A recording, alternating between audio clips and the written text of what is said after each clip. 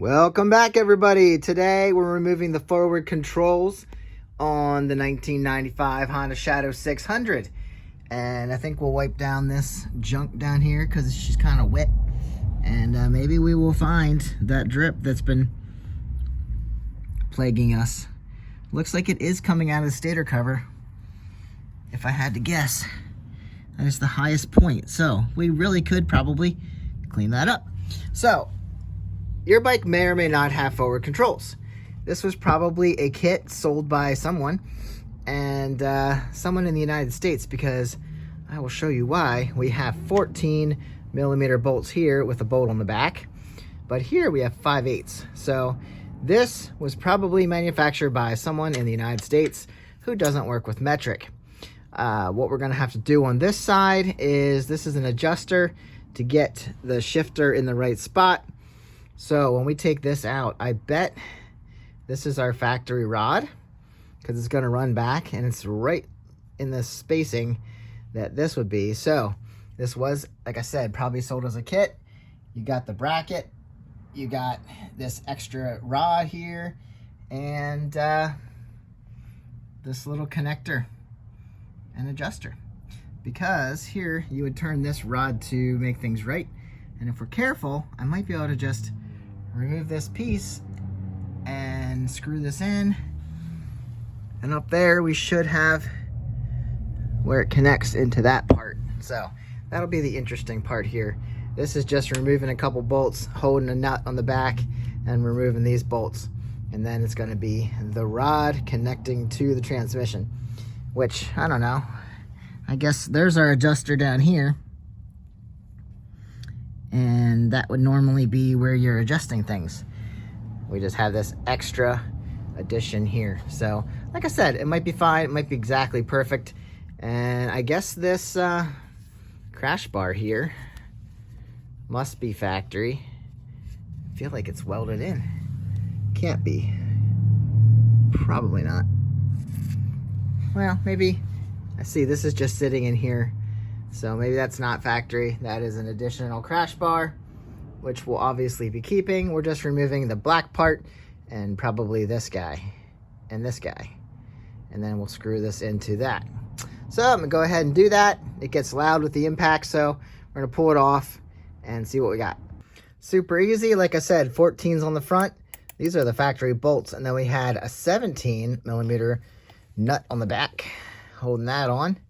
So that came off. Once we bolted those off of there, that fell off. And then this was the 5/8 bolts that came with the kit, I'm assuming. And that went right into the factory mount here in the frame, and the factory mount here in the frame, also with our crash bar. So now, if anybody needs this part, I guess I'll figure out what it's worth and sell it.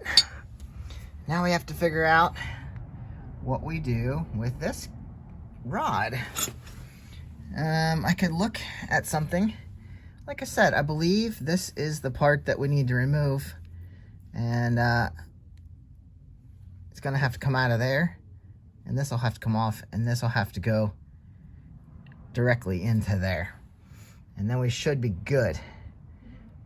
So let's figure that out. Well, you can hold this. This is meant to hold with, I used vice grips. And then you can screw this end off of here. And then you can lock down this nut that was actually on that there to keep that in place. And then you can lock that down so you can turn this out of here. So everything's going well. I'm going to actually keep this off and install the new rod, or the original rod. There, that's our extension. That goes over there with that, as will bolts and extra stuff here. And then yeah, I'm just gonna keep this off. Here's our shifter and foot pedal. So I will turn this until it's attached to this, and then we'll install it back up. All right, I got this thing on and I realized I should have probably put a lock nut on there. So now I gotta take it back off. So I had my vice grips on here so this rod didn't turn when I turned this. I got it down to where it didn't turn anymore and realized I probably should get a lock nut on there. However, it's nice to see that I can put this in here and it lines up really well. And it looks like my shifter's in the right place. If not, we will adjust it. But for now, I need to put my lock nut on here. So off it comes again. All right, I'm gonna cinch that down when I know it's all adjusted correctly.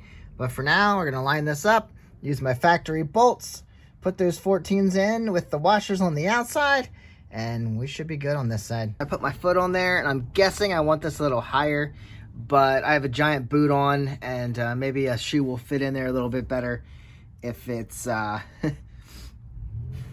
actually have a shoe. But I feel like it needs to be a little higher. So now we're gonna come across the other side and get these guys off. This should be pretty easy because I don't think we have adjustments on the brake.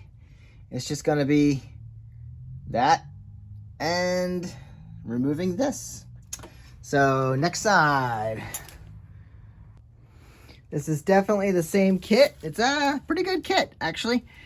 Same bolts on this side. We'll pull out this bracket, and then we'll have this stepped out bracket for the right side, just so I know which side goes to which. And then we need to remove this billet piece right here. Easy enough. Cotter pin there holding that together. And then we can bolt this right back up to where it's supposed to be. Pop that back in to there. All right, 10 millimeter on the back of there. The cotter pin came out just fine. I shifted this a little bit and the head popped off of that, so I didn't even have to remove that stuff. So there won't be a front bolt for that, but I don't need it because this actually locks in pretty good. This is all factory, so I'm good to go once I get this off. There we go, all back to stock, all back to original. I got the little guy in the bottom. Let's make sure I got the cotter pin installed correctly. I need to spread that out a little bit, make sure that doesn't vibrate loose. But got the 14 bolts back in where they belong. Everything's sturdy. Brake's working. I think that brake needs a little bit of lube. Not jumping like it should. Yeah, we'll work on that. This bike's been sitting for quite some time. There's the extra parts that came off the brake lever. We'll collect the tools. Let me show you the other side. And the other extra parts. Yeah, I think this guy needs to be brought up a little bit, but that's why we do the adjustments. No longer have the extensions, and I'm sure it fits me as a small guy just perfectly. Like I said, I guess I'll sell those, so let me know in the comments if that's what you're looking for. Maybe you're 6 foot riding a 600 Shadow. Guys, it might fit on another bike. I can't tell you that, but it might. So I will see you on the next one. I didn't know if I get this done in time, but we have to adjust that, and I'll do that. And hopefully on the next video, we're ready to go out riding. If I don't have to adjust it, I won't, but I feel like I do. So I'll have to sit on it and make sure it feels right with some other shoes. These boots just don't fit in there very well. Giant steel toe, but the Shadow is coming along. I will see you guys later. Get out and ride, or remove the forward controls on your Shadow. Thanks for watching. Subscribe, and I'll see you in the next one.